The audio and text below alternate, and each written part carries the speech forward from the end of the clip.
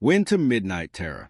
The blizzard hit without warning at 11:47 p.m., turning the mountain road into a white tunnel of swirling chaos. Rachel Martinez gripped the steering wheel of her Subaru with both hands, leaning forward to peer through the windshield as her wipers fought a losing battle against the snow.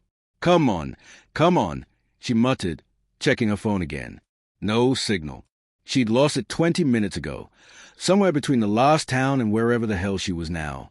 Rachel had been driving home to Seattle from a conference in Boise when the weather turned. The GPS had suggested a shortcut through the Cascade Mountains, a route that would save 40 minutes.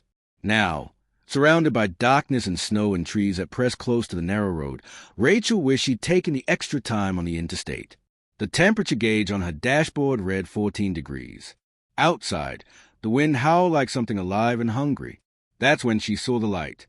It flickered between the trees on her left, a warm, orange glow that could only mean one thing: shelter. Rachel slowed the car, squinting through the storm. Yes, there it was, a driveway, barely visible under the fresh snow, leading off the main road toward that welcoming light. She didn't hesitate. The gas gauge showed less than a quarter tank, and she hadn't seen another car or building for miles. Whatever was up that driveway had to be better than freezing to death on a mountain road. The driveway wound through dense forest for what felt like a mile before opening into a clearing. In the center stood a massive log cabin, 3 stories tall, with smoke rising from a stone chimney. Every window blazed with light. It looked like something from a Christmas card, beautiful, inviting, impossibly well-maintained for being so far from civilization.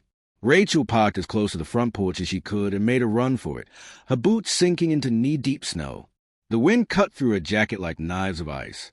By the time she reached the door and pounded on it, her hands were already going numb. No answer. She pounded harder. Hello? Please. I need help. The door swung open. Rachel stumbled inside, gasping with relief at the wave of warmth that enveloped her. Thank you so much. I'm so sorry to bother you. But my car. She stopped. The entrance hole was empty.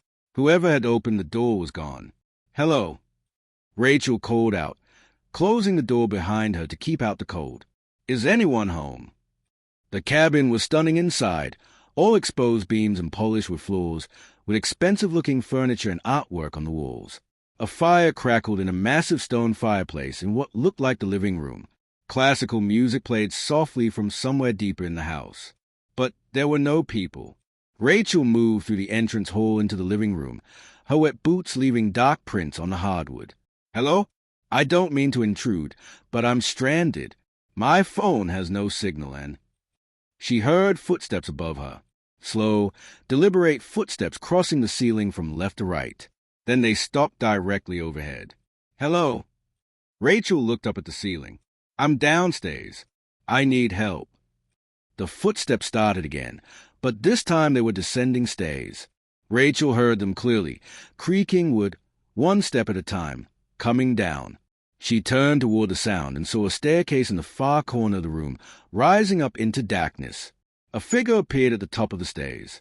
It was a woman in a long white nightgown, her hair hanging loose around her shoulders. She stood perfectly still, backlit by some unseen light source, her face cast in shadow. I'm so sorry to intrude, Rachel said, her voice sounding too loud in the quiet house. My car is almost out of gas in the storm. The woman raised one hand and pointed at Rachel. Then she opened her mouth and screamed. It wasn't a normal scream. It was a sound of absolute terror, of agony beyond description, of something so wrong that Rachel's brain couldn't fully process it. The scream went on, impossibly long, and as it continued, all the lights in the house began to flicker. Rachel backed toward the front door, her heart hammering. I'm leaving. I'm sorry. But when she grabbed the doorknob, it wouldn't turn. She yanked harder, twisted, pulled. Nothing. The door was locked, or jammed, or somehow sealed shut. The screaming stopped abruptly. In the sudden silence, Rachel heard her own ragged breathing and the crackling of the fire. She turned slowly. The woman was gone. This isn't real, Rachel whispered. This isn't happening. All the lights went out at once, plunging cabin into darkness except for the firelight.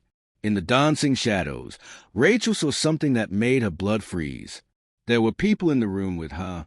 They stood in the corners, along the walls, next to the furniture, dozens of them, maybe more. Men, women, children, all wearing clothes from different eras.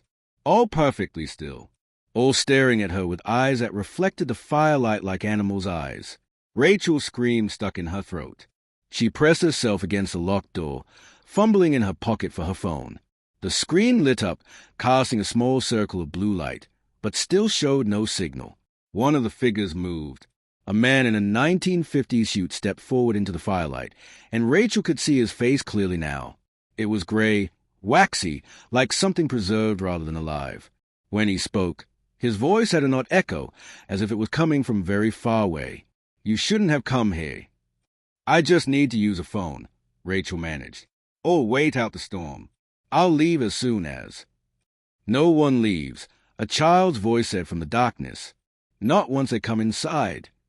Rachel's phone light swept across the room, illuminating face after face, all gray, all wrong, all dead but somehow still moving, still speaking. "What is this place?" The man in the suit smiled, but it was a terrible smile, all wrong angles. "This is a waystation, a place between places. We died in these mountains, car accidents, exposure, getting lost in the woods. And when we died, we found this house. It welcomes the dead. It keeps us, feeds on us." "I'm not dead," Rachel said, her voice shaking. "I'm alive. For now," the woman in the nightgown said, suddenly standing right beside Rachel though she hadn't seen her move. Up close, Rachel could see the woman's skin was mottled with frostbite, her lips blue. "But the house is hungry. It brought you here. The driveway, the lights, they weren't really there. You drove into the woods following something that doesn't exist. And now the house has you." Rachel looked around wildly. "Where's the real door? There's to be a real way out." "There's," a teenage boy said, stepping forward. He wore clothes from the 1980s and had a deep gash across his forehead. "But you have to find it. The house won't make it easy. It wants you to stay. It wants you to become like us." "How do I find it?" "Follow the cold," the boy said. "The house is warm because it's alive, feeding on our deaths. But there are places where it can't reach, where the cold seeps in. That's where the real world touches this one. That's where you'll find the way out." Rachel didn't wait to hear more. She turned and ran deeper into the cabin, away from the fire's warmth, feeling for cold spots. The dead watched her go but didn't follow. They just stood there, trapped in their endless waiting. She ran through a dining room where a feast sat rotting on the table, through a library where books crumbled to dust on the shelves, through a kitchen where the sink was filled with ice and something that might have been blood. And then she felt it, a draft, bitter and sharp, coming from a door at the end of a hallway. The door was small, barely 5 feet tall, and made of different within the rest of the house. It looked old, original, like it had been there before the cabin was built. Rachel grabbed the handle. It was so cold it burned her palm, but it turned.